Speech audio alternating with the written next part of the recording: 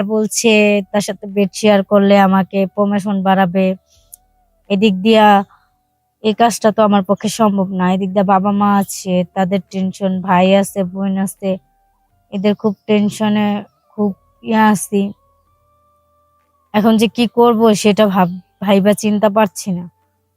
তো অনেক ভাবার চিন্তার পরে স্যারের কথায় রাজি হলাম। পরে স্যারের সাথে আস্তে ধীরে ধীরে সম্পর্ক হলো। পেট শেয়ার করতে করতে হঠাৎ করে এখন দেখি আমার প্রমোশন বেড়ে গেছে। আস্তে ধীরে আমি আরো উপরে উঠতেছি। তো যাই হোক, যেটাই হোক, কিন্তু আমার লস হয় নাই, লাভই হয়েছে। কিন্তু এতদিন প্রমোশন ছাড়া কাজ করছি, যেই স্যালারি পাইতাম বাবা মা ভাই বোন নিয়ে খুব কষ্ট চলতো। এখন যখন স্যারের কথা শুনছি তারপর থেকে এখন তো মনে করেন যে আমার ভালোই প্রমোশন হয়েছে, হাতে টাকা পয়সাও ভালো আছে, সবকিছুতেই চলাফেরায় খুব ভালো। তো সেজন্যই আমি স্যারের কথায় রাজি হয়েছি। দেখলাম ভাইবা চিন্তা যে আমার সব দিক দিয়ে ভালো হবে। তো এখন দেখি যত মানে প্রমোশন বাড়ছে স্যারের চাহিদা ততই বাড়তেছে। মানে যত উনি প্রমোশন বাড়াচ্ছে তত তার চাহিদা বাড়ছে যে উনার কাছে থাকতে হবে, এই করতে হবে, ওই করতে হবে, নানান ধরনের কাহিনী শুরু করে দিচ্ছে। কারণ প্রমোশন বাড়াইছি, এখন হ্যার কথা মতো আমার কাজ করতেই হবে। হ্যালো গাইস, আসসালামু আলাইকুম। সবাই কেমন আছেন? আশা করি ভালো আছেন, আমিও ভালো আছি। এখন আমি ছোট্ট একটা গল্প নিয়ে আসছি আপনাদের কাছে, আমার জীবন গল্প। তো আমি একটা অ্যাডমিন অফিসে চাকরি করতাম, আমি অ্যাডমিন ম্যাডাম হিসাবে। তো ওখানে চাকরি করতেছি অনেক দিন, কিন্তু আমার স্যালারি বাড়তো না, প্রমোশন দিত না। তো এরকম করতে করতে প্রায় 2-3 বছর হয়ে গেল করতেছি, কোনো প্রমোশন হয় না। তো চিন্তা ভাবনা করলাম যে কি করা যায়, দেখি স্যারের কাছে যাই, স্যারকে বলে যদি কিছু একটা করা যায়।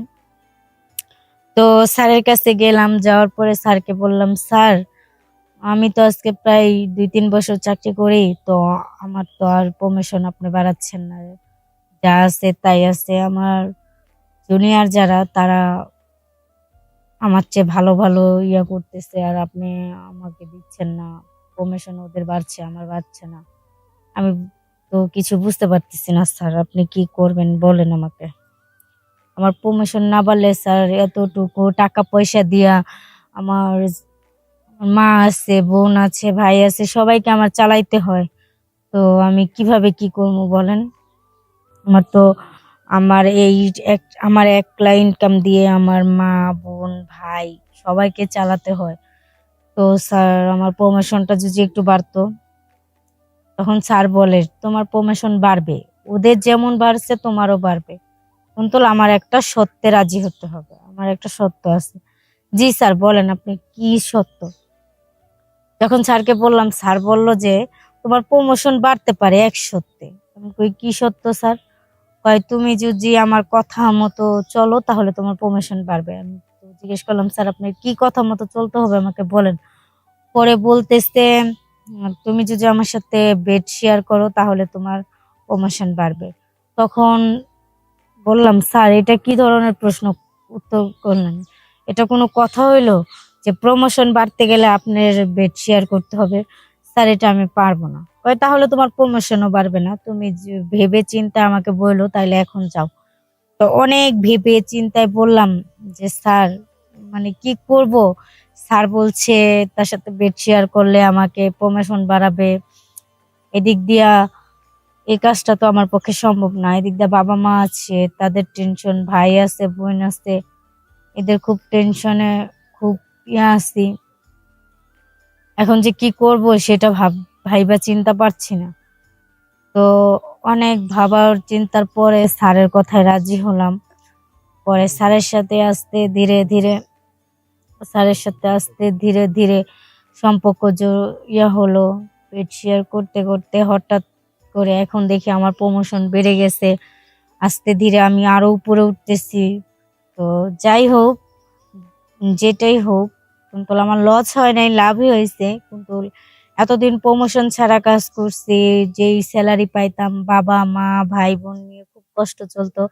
এখন যখন স্যারের কথা শুনছি তারপর থেকে এখন তো মনে করেন যে আমার ভালোই প্রমোশন হয়েছে, হাতে টাকা পয়সাও ভালো আছে, সবকিছুতেই চলাফেরায় খুব ভালো। তো সেজন্যই আমি স্যারের কথায় রাজি হয়েছি। দেখলাম ভাইবা চিন্তা যে আমার সব দিক দিয়ে ভালো হবে। তো এখন দেখি যত মানে প্রমোশন বাড়ছে স্যারের চাহিদা ততই বাড়তেছে। মানে যত উনি প্রমোশন বাড়াচ্ছে তত তার চাহিদা বাড়ছে যে উনার কাছে থাকতে হবে, এই করতে হবে, ওই করতে হবে, নানান ধরনের কাহিনী শুরু করে দিচ্ছে। কারণ প্রমোশন বাড়াইছি, এখন হ্যার কথা মতো আমার কাজ করতেই হবে, কারণ সে আমার প্রমোশন বাড়াইছে। এখন অনেক কিছু সহ্য করে প্রায় 5 বছর হয়ে গেল, এভাবেই চলতেছে। চলতে চলতে এখন আর পারি না। তো স্যারকে বললাম, স্যার অনেক তো হইছে, এলা একটু বন্ধ করেন। স্যার বলে যে তুমি যদি আমার কথায় রাজি না থাকো তাহলে তোমার প্রমোশন যেমন বাড়াইছি এমন কমাইতেও পারবো। মানে স্যার আমার এই দুর্বলতার সুযোগ নিয়ে আমাকে মানে ইয়ে করতো যে যদি আমি তার কথায় রাজি না হই তাইলে আমাকে আবার আগের পথে নামাই দিবে, তাহলে তখন আবার আমি কষ্ট করবো, ইয়ে করবো।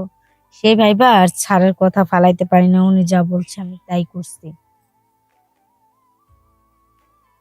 তো আস্তে ধীরে এরকম চলতেই আছে। স্যারকে যখনই বলি যে স্যার না আজকে না, তখনই বলে তাহলে তোমার চাকরি নাই। নানান ধরনের ভয় দেখায়, ভয় দেখাইতে দেখাইতে এই পর্যন্ত আসছে। যাক, যত যাই হইছে তাও প্রমোশনটা আছে, কাজ করতেছি।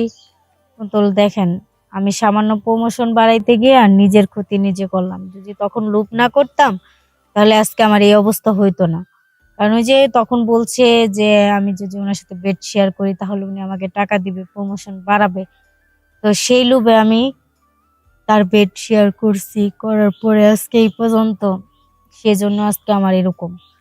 তো আমি সবাইকে বলি যে আমার মতো এরকম কাজ কেউ করবেন না, টাকার লোভে কেউ পড়বেন না।